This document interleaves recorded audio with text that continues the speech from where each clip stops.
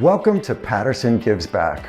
Starting in 2011, ICT S.O.S has been engaging in the community in the fight against trafficking and exploitation. They do this through education prevention, advocacy for survivors, and by serving as a bridge between professionals and community members who want to help. We started very grassroots. I did not know I was starting a nonprofit 14 years ago, and really was just trying to kind of figure out, okay, as a community member, I'm not a police officer, I'm not a therapist, I'm not a social worker, but I wanted to help and I didn't know what that looked like.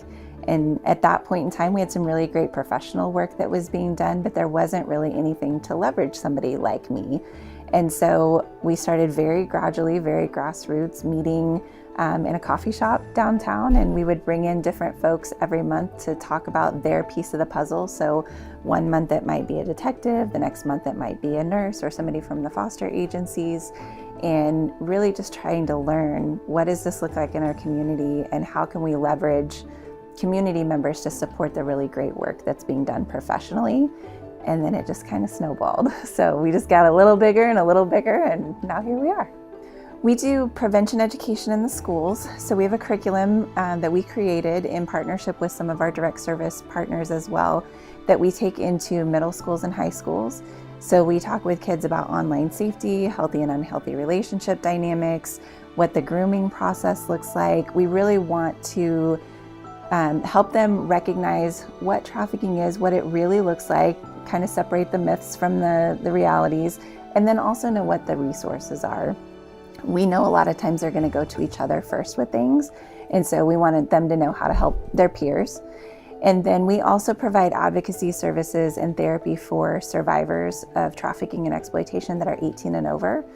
We work with the Child Advocacy Center for our kiddos, and then we kind of step in once people are adults. And we do a lot of training and education in the community as well.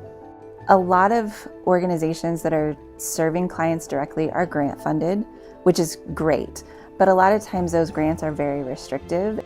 We've been really intentional in setting up how we're funded and how we're supported so that we have that balance of having a little bit more flexibility.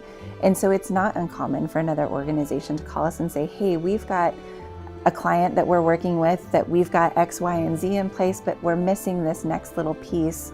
Could you help with that? I think what keeps me going in this work is the people that I get to work with. We see some really difficult things. We walk with people through some really tough situations, but I feel like I also have a front row seat to some of the best people in our community.